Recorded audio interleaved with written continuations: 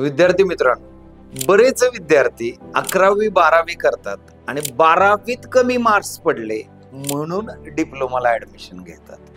आता बघा, मी काही व्हिडिओज मध्ये सांगितलंय की तुम्ही सरळ 10th नंतर ऍडमिशन घ्या.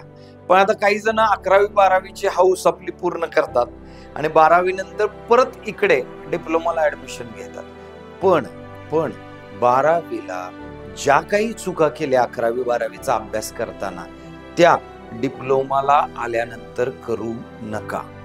दुसरी गोष्ट, 11वी-12वीला आपल्याला सगळं काही शिकून झालंय या आविर्भावात राहू नका. कारण डिप्लोमा इन इंजिनिअरिंगचा सिलेबस पूर्णतः वेगळा आहे.